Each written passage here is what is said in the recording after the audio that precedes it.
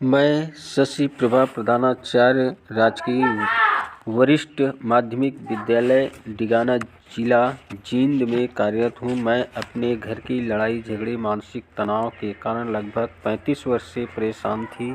पति मारता भी था, सारा वेतन छीन लेता था तथा जितना उससे परेशान किया जाता वो करता था। 32 किले जमीन का मालिक होते हुए भी हमारे को सदा कुत्तों की तरह रोटी देता था। मैंने उसके तथा अपने सभी रिश्तेदारों से मदद मांगी। मैंने समाज में रहने वाले पंचायती आदमियों से भी मदद मांगी, मेरा किसी ने भी साथ नहीं दिया। यह विचार कर कि संत बिगड़े कार्यों को संवार दिया करते हैं, मैंने आनंदपुर मध्य प्रदेश वाले को गुरु बनाया। लेकिन घर में वही क्लेश, लड़कियां परमात्मा की दया से अपने दम पर पढ़ाई की। अब शादी नहीं हो पा रही थी, बाप ने रिश्ता ढूंढना बंद कर दिया। अब इसी उलझन के कारण मैं बालाजी गई, बगड़, धौलीधार, हिमाचल प्रदेश गई, पीर फकीर गुरुद्वारे का सहारा लिया। घर में जब अकेली होती थी तब रोती थी कि धरती पर परमात्मा है ही नहीं। जुल्म और नाइंसाफ़ी सहन करती करती मेरी हालत पागलों की सी हो गई थी। फिर एक दिन यह दुखी आत्मा उस परमात्मा के दरबार तक पहुंची जो दुख निवारण करता है। मेरे पड़ोस में पाठ हुआ। मेरी पड़ोसिन मुझे प्रसाद देने के लिए मेरे घर बुलाने आई। जाने के बाद बातचीत हुई, पाठ के बारे में बताया कि यह पाठ परमात्मा की सच्ची वाणी है जिससे दुख कटते हैं, परंतु यह पाठ केवल संत रामपाल जी की आज्ञा अनुसार करवाने से ही लाभ होता है, अन्य किसी से पाठ करवाने से कोई लाभ नहीं होता। जैसे राजा परीक्षित को कथा सुनाने के समय किसी भी ऋषि ने की हिम्मत नहीं की क्योंकि वे अनअधिकारी थे और 7वें दिन परिणाम मिलना था, इसलिए वर्ग से ऋषि सुखदेव आए। उन्होंने राजा परीक्षित को नाम देकर शिष्य बनाकर 7 दिन तक कथा की। तब राजा परीक्षित को कुछ राहत मिली। वर्तमान में कोई भी वास्तविक ज्ञान व सत्य साधना से परिचित नहीं है, इसलिए कोई भी पाठ कर देता है जिससे साधक को कोई लाभ नहीं होता। वो बहन जिससे मेरी चर्चा हुई संत रामपाल जी महाराज के विचार सुना करती थी। अशिक्षित होते हुए शास्त्रों का गूढ़ रहस्य संत जी से सुना। परमात्मा मेरा हाथ पकड़ने जा रहे हैं। बहन ने बताया हमारे गुरुजी के दुखों का निवारण करते हैं। मैंने अपने को व्यक्त किया कि आप मुझे अपने गुरुजी के दर्शन करवा सकते हो। मालिक की दया से अगले दिन पाल जी महाराज के विचार सुना करती थी। अशिक्षित होते हुए शास्त्रों को गूढ़ रहस्य संत जी से सुना हुआ सुनाया।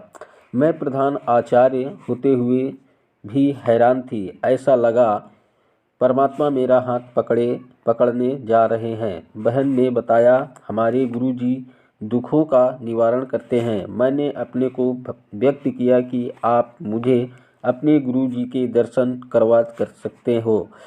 मालिक की दया से अगले दिन मैं गुरु रामपाल महाराज जी को साधारण सी कुर्सी पर बैठा पाया। मैं नहीं जानती थी कि संत क्या होते हैं, उनकी महिमा क्या होती है। जो जितना ऊंचा होता है वो उतना ही साधारण दिखता है। हमारा स्थान तो धरती से भी नीचे है, पर हम परमात्मा की महिमा को क्या समझे। मेरे गुरुजी ने मेरी व्यथा सुनी और कहा कि आप नाम उपदेश ले लो, सब ठीक हो जाएगा। अगले दिन मुझे उपदेश दिया। 1 महीने के अंदर अंदर लड़की का रिश्ता आया और फिर शादी हुई। मुझे ऐसा लगा कि कुछ अनहोनी सी हो रही है। वही पति जो रिश्ता भी नहीं कर रहा था आज शादी कर रहा है। फिर कुछ समय बाद मेरी बड़ी लड़की के पेट में रिसौली हो गई। बच्चा अभी था नहीं, फिर चिंता बनी। मैंने अपने लड़कों को कहा कि तुमने देखा कि जब हम फिल्म देखते हैं तो इधर से परमात्मा की प्रार्थना की जाती है और उधर से किसी व्यक्ति का ऑपरेशन चल रहा हो तो वह ठीक हो जाता है। वह मेरी बात से सहमत हो गया और मैं ताजपुर सतगुरु के सत्संग में सेवा में चली गई। वहाँ से मैं लड़की के पास अस्पताल में गई। ऑपरेशन ठीक हुआ। जो शंका कैंसर की हुई वो भी ठीक हुई। फिर लड़की गर्भवती हुई। इतने में जमाई के साथ एक ट्रैक्टर मोटरसाइकिल की दुर्घटना का चमत्कार मिल गया। मुझे तो मेरे पूज्य गुरुदेव जी के अतिरिक्त कुछ नहीं सूझता। मालिक की जितनी महिमा गाऊं थोड़ी है। इस जीवा से जितना मैं अपने गुरु जी की महिमा लोगों को सुनाऊं थोड़ी है।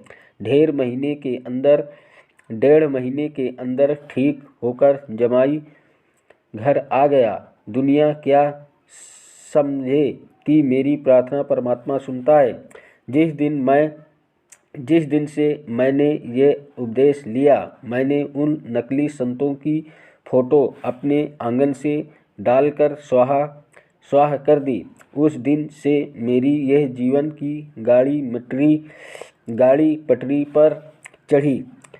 23 सितंबर 2003 को मैंने अपनी जागती आँखों से 4-5 बजे को एक भयानक आकृति देखी। इतनी भयंकर आकृति का व्यक्ति था कि यदि नाम न ले रखा होता तो मेरा दिल फट जाता। परंतु मुझे उस समय तो भय नहीं लगा, लेकिन यह एहसास हो गया था कि यह यमदूत है। अगले दिन मैंने अपने गुरु जी को बताया, जिन्होंने यह स्पष्ट किया कि मेरे उक्त दिन को श्वास पूरे हो गए थे। अब मैं अपने परमात्मा स्वरूप गुरु जी की दया से ही जी रही हूँ। इन्हीं की कृपा से छूटी लड़की की शादी एक इंजीनियर लड़के से पिछले वर्ष हुई। 2-3 बार मेरी नौकरी जाने की भी आशंका हुई, लेकिन फिर मेरे परमात्मा ने मुझे संभाला।